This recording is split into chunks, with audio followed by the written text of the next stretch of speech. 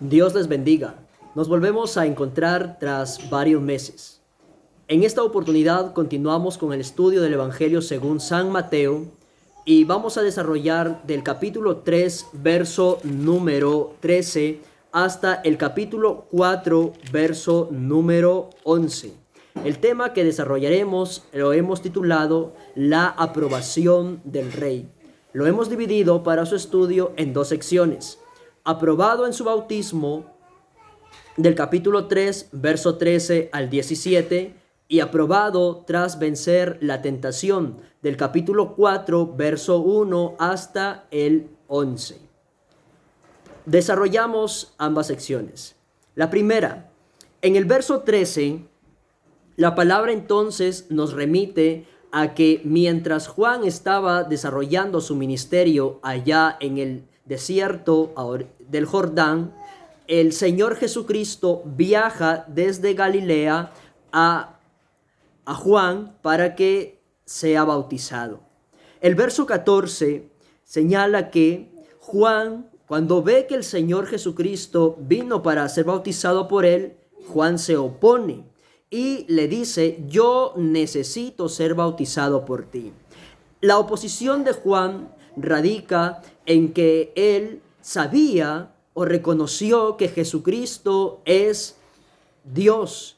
En cuanto a el bautismo, Juan había ya anunciado que su bautismo solamente era para arrepentimiento, pero que sin embargo el bautismo de aquel que venía tras de él era el bautismo en Espíritu Santo y fuego.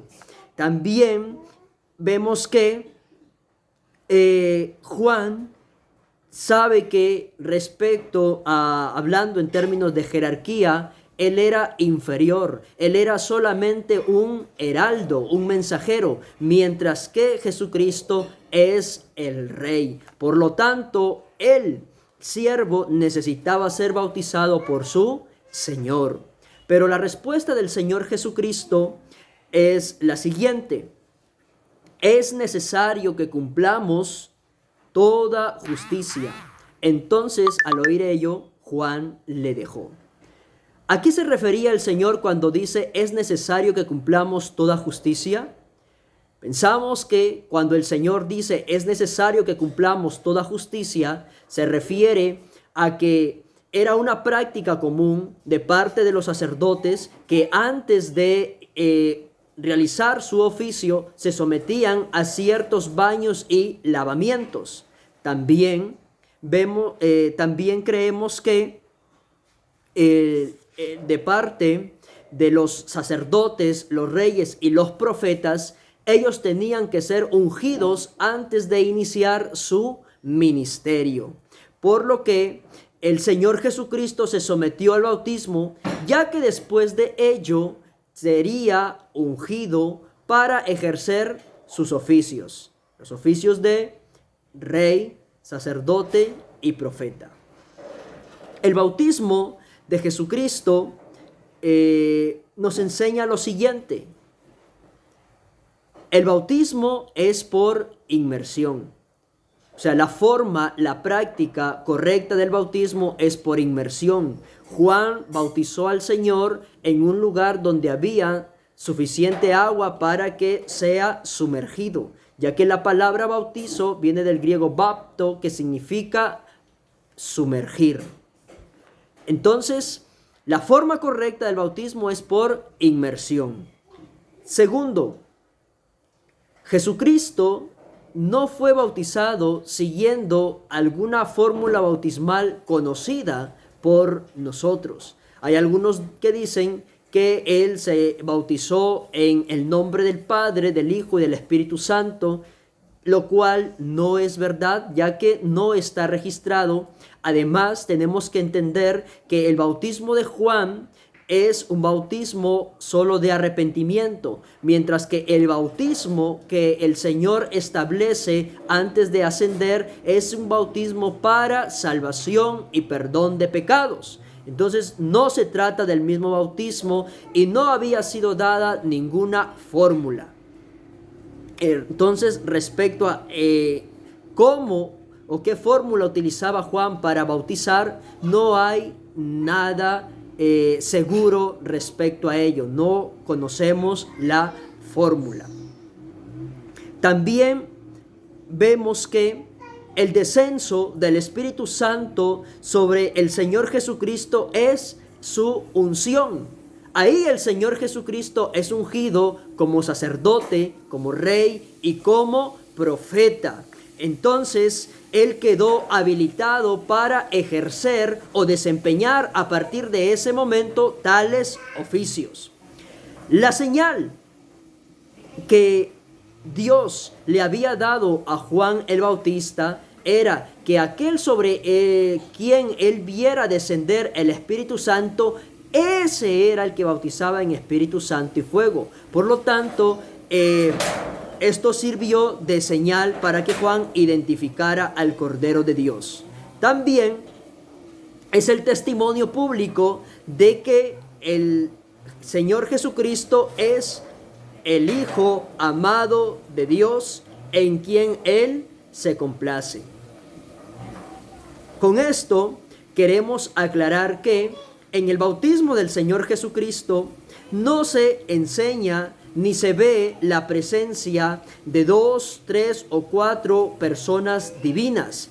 No hay ninguna necesidad de recurrir a esa explicación, sino que lo que estamos viendo ahí es que hay un solo y único Dios, y este único y solo Dios es quien está actuando, ¿sí? Entonces vemos que el Señor Dios como Padre está, que habla desde los cielos, como Espíritu Santo desciende y en su manifestación en carne está en la tierra. Y es este hombre Jesucristo el que es llamado Hijo de Dios. Por lo tanto, el bautismo no enseña la existencia de 3 o más personas divinas, sino que está hablando del único Dios que hay. Recordemos, a la luz de San Juan 4:24, que Dios es espíritu. Dios, el único Dios que hay, el único Dios que existe y que habrá, es espíritu. Dios es Espíritu Santo. No es que Dios tenga espíritu, sino que Él es Espíritu Santo. Esto es muy importante que podamos entender. La segunda sección se llama Aprobado al vencer la tentación. Como ya hemos dicho, abarca el capítulo 4, verso 1 hasta el 11. En la tentación del Señor Jesucristo hemos de saber que Él fue tentado plenamente como hombre, no como Dios, ya que Dios no puede ser tentado. Entonces fue una tentación real, genuina, una experiencia que Él vivió en su humanidad como hombre. Entonces vemos lo siguiente: el lugar donde fue tentado, la Biblia nos dice que fue en el desierto. Fue en el desierto.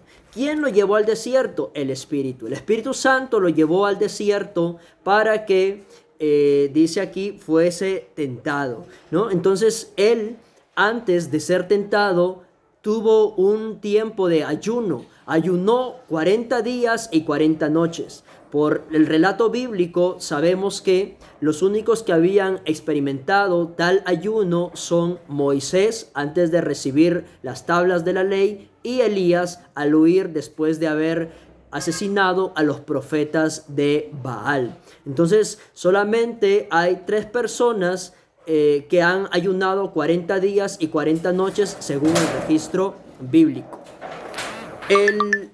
La palabra del Señor es clara y dice que después de haber ayunado, o sea, esta tentación, ¿sí? La tentación se da después de el ayuno del Señor. Una vez que finalizó los 40 días y 40 noches del ayuno, entonces tuvo hambre. Y es ahí donde Satanás o el diablo aprovecha para tentar al Señor. Por cierto, la palabra diablo significa calumniador, acusador, adversario.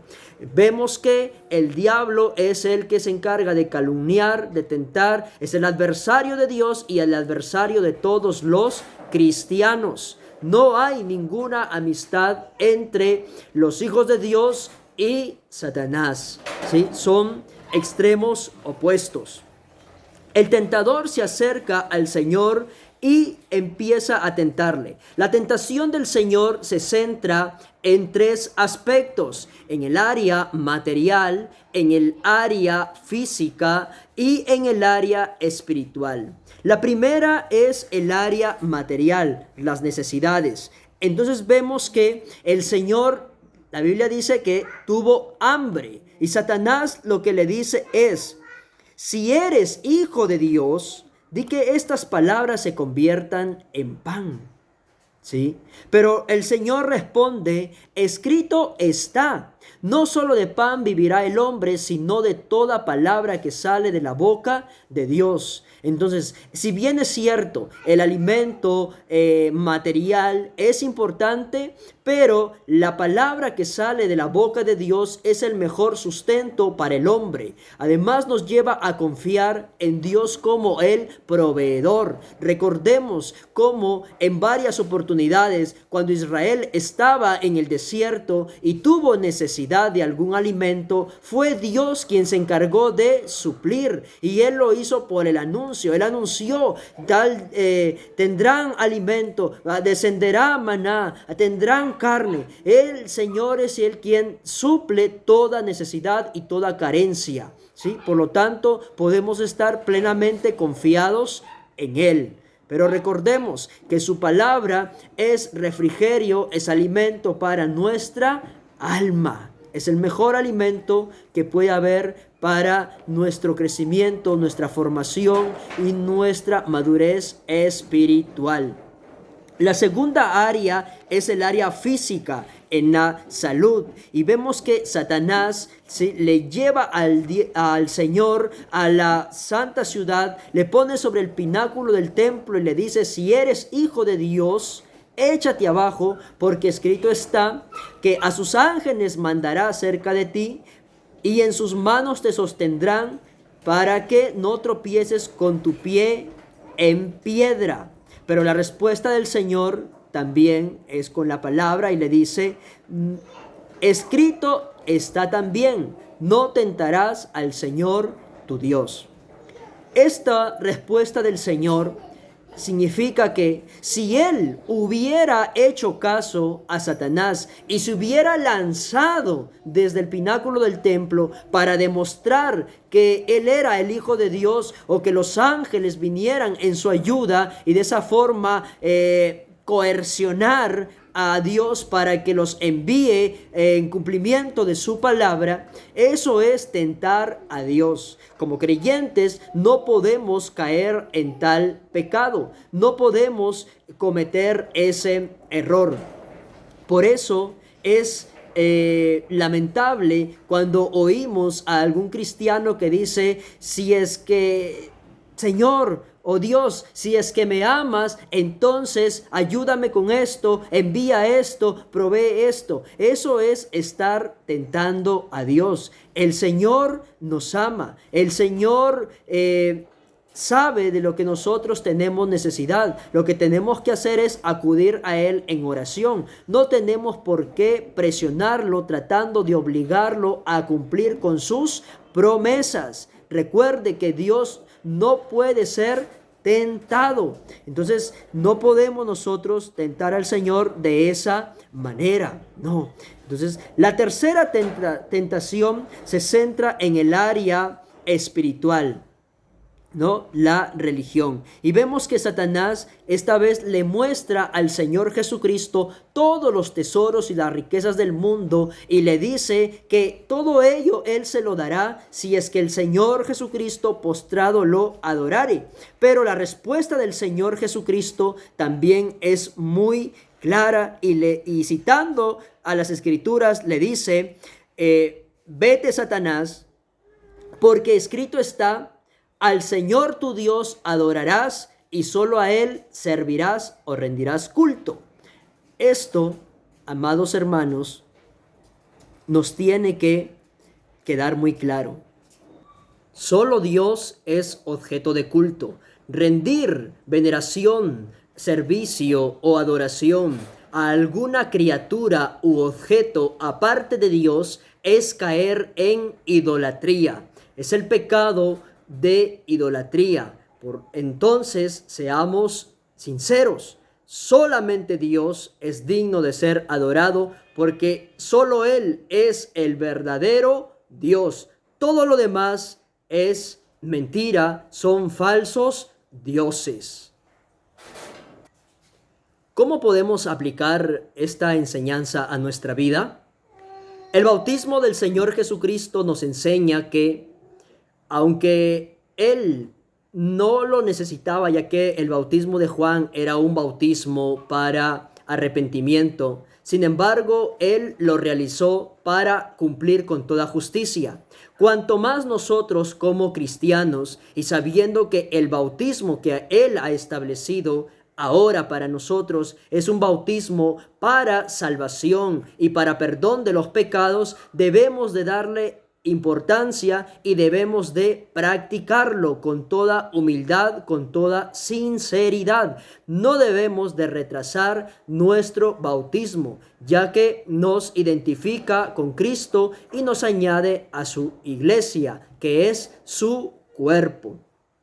Segundo, la forma de vencer a Satanás no es con insultos ni con regaños, sino es usando la palabra de Dios, que es la espada del Espíritu. El Señor en toda tentación usó la Biblia, citó las Escrituras para defenderse de Satanás. La Biblia, que es la espada del Espíritu, no solamente entonces sirve para defenderse, sino también para atacar. Es así como podemos nosotros defendernos de las tentaciones de Satanás, citando las Escrituras, recordando cuando estemos en tentación los pasajes que nos hablan de el Señor, de sus promesas, de su amor, de su gracia, su misericordia y su fidelidad.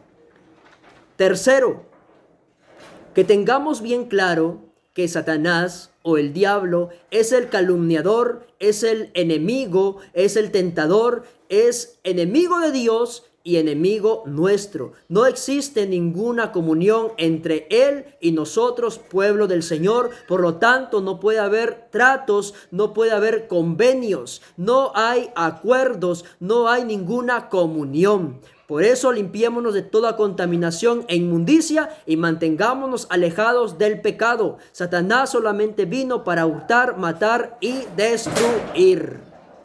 Dios les bendiga grandemente. La paz de Cristo.